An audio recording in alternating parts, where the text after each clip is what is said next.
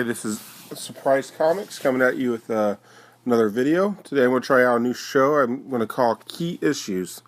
Now what I hope Key Issues will become is a chance for us to go through and look at specific characters or comic series and kind of go into in more depth which issues in those lines or with those characters would be the key issues, the ones that you should look at, because there's nothing worse. You get there's a great deal, and you start sorting through those comics, and you have to look up every other one of them, or you just have no clue which ones to grab up or which ones to leave behind. So I'm hoping this will aid people in finding out which comics they should pick up and which ones they should leave behind. So the character I'd like to focus on in this episode of Key Issues is Jessica Jones. I thought it was fitting considering that she'll have a new show appearing on Netflix next month, and be a good chance to kind of bone up on her and read some issues about her and learn a little more about her background, which issues may or may not be worth picking up. No, Jessica Jones was created by Brian Michael Bendis and David Mack back in 2001. She's been kind of a second or third tier character in the Marvel Universe ever since, but she's about to get put in the spotlight real quick coming up with this show. So we're going to look at the two main series that she's been involved with, which are the series Alias and the series Pulse, and we'll talk about which issues in those runs might be the best ones to pick up. I'm going to narrow it down to the top 10, and I'm going to do them in chronological order just for simplicity's sake. She's been involved in other issues throughout, or other series, Avengers and things like that throughout her, since she was created. She played a small role in Civil War and things like that, but we're just going to stick with those two series for this episode. The first issue we're going to look at is a pretty obvious one, is Alias number 1. This was published back in November of 2001. This is her first appearance. It's also the first one in her own series. This is also the first time that she meets with Luke Cage, who goes on to play a very significant role in the character's storyline. This was part of a line of Marvel comics called Max that they did. They wanted to make more adult comics, and so instead of just putting warnings on a normal Marvel comic, they actually created this line where they could use their normal characters and new characters and do more explicit and adult stories, and they branded it underneath this Max banner. So there's several different series that you could read that involve this. This is probably the most successful of the characters they've done that went on to join the Marvel universe in general, and things like that. This one has really picked up recently. The last few weeks it's been selling between $60 and $70 on eBay, and when I give you these eBay prices, I include the shipping costs. And really, as we go through these, you're going to see that not very many of these issues have a whole lot of value to them, but I include shipping, and so the price might be a little inflated. Really, the best way to get these, if you so desire them, is to probably buy them in lots, and you probably can get a whole bunch of them for a much cheaper price, especially if you buy ones that don't include the bigger keys like number 1. You may not pay very much. This one has gone up. I remember I bought my first copy of it for $40 at the beginning of the summer, and it's already gone up quite a bit since then.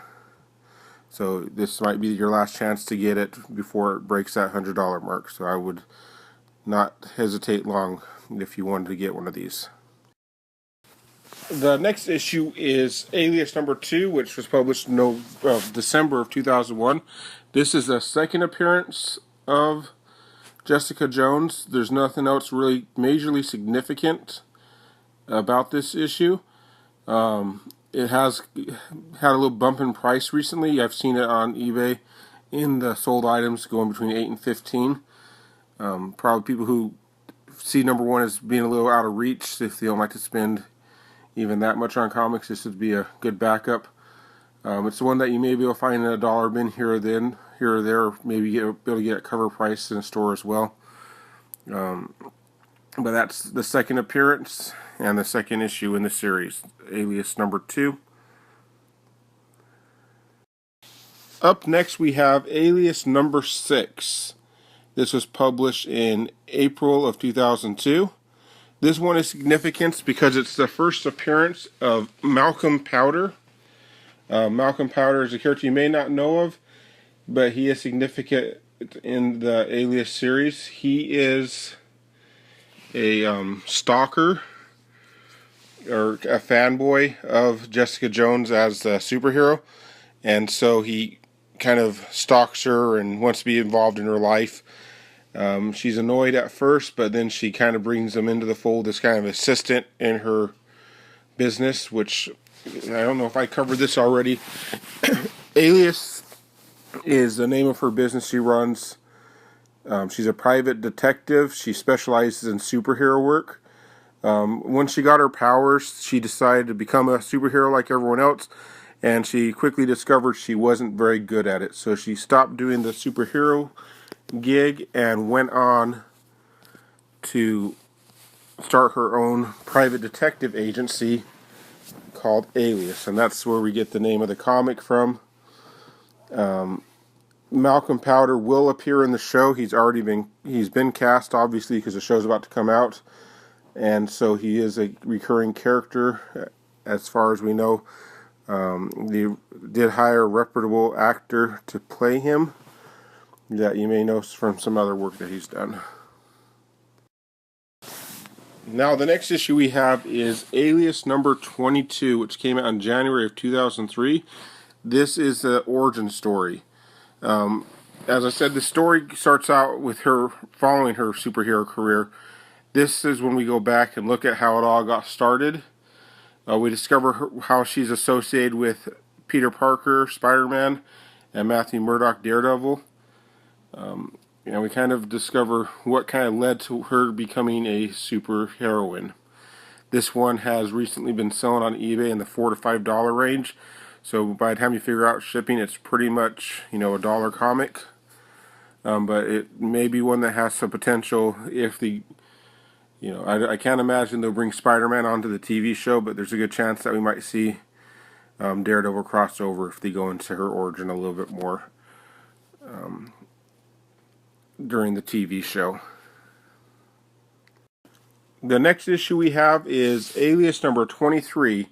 This one is published in August of 2003, and this is the second part of this origin of Jessica Jones. This is the issue where she actually discovers her powers and, kind of becomes used to them. And, we see some of her early superheroine work in this issue as well. This one has been selling on eBay recently for between $4 and $7. So again, maybe a little bit more valuable than some of the other issues in this run, but still not a terribly expensive comic. Will have potential, though, depending on what goes on in the series. If people become more interested in the character and want to purchase some of her comics, this is one that they'll be looking for, which would create a higher demand, which therefore creates higher prices. Good old economics lesson there. This next issue's the only other book in this one that might cost you a little bit more.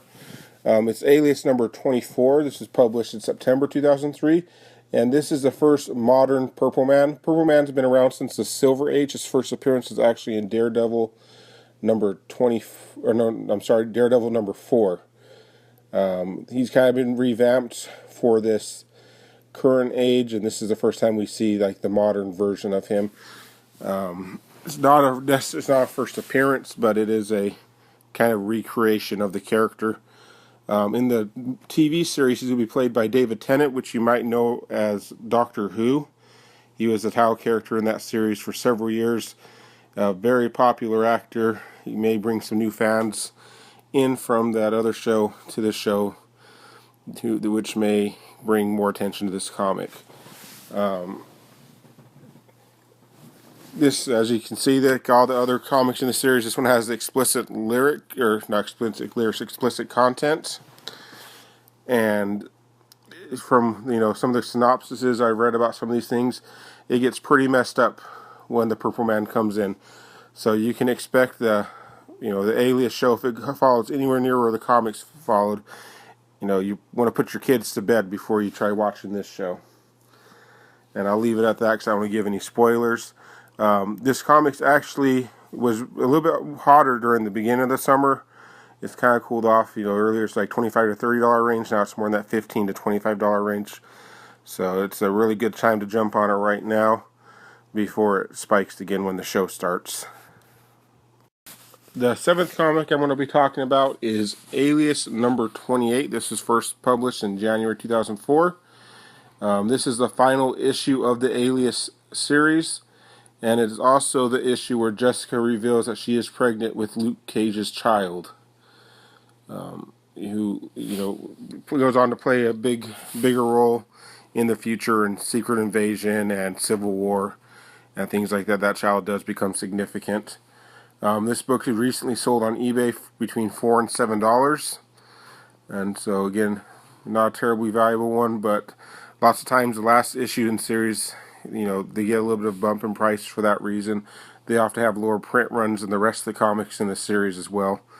Usually the reason that it is the last issue because it wasn't selling very well, and because it wasn't selling very well, print runs a little lower. Okay, the second series we're going to talk about in this video is Pulse, and we'll start off with Pulse number 1. This is published in April of 2004. This is where Jessica Jones shuts down her private investigating work and becomes a journalist, and works with the likes of Ben Urich, I think is his name. You'll know him from the Daredevil series. I don't think that storyline is going to carry over into the movie, but it is a comic book movie, so who knows. But if you saw Daredevil, you know exactly why it's not likely we'll see the good reporter, Mr. Urich, again. But she starts working at the Daily Bugle, and she works covering superheroes. So again, she's not being a superheroine herself, but she's still involved in the superhero world, kind of from an outside perspective. This issue sells on eBay between $4 and $7, but I've seen lots of the entire series go for between $10 and $15 on there. So if you're interested in picking up these issues, they're not very expensive at all. It was not a very successful series. Up next we have Pulse number 11. This one was published in November 2005, and finally, after 9 long months, or even much longer in comic book world, Jessica Jones and Luke Cage's daughter is born, and we see Danielle Cage. She shows up on the cover. We don't learn her name till much, much later, but this is her first appearance of this child. And you can look at the picture and see the cover, and it's got to be one of the weirdest, most bizarre covers I've ever seen on a comic book. And it's just kind of funny looking at it. I just can't get over how they drew Wolverine holding the teddy bear, and just the way everyone looks. So it's kind of a fun comic to look at, not a lot of value, but who knows what they'll do with that child in the future. It could make a little bit of jump. We have these old issues that didn't really mean a whole lot, and then the baby that we saw on the cover on this one ends up being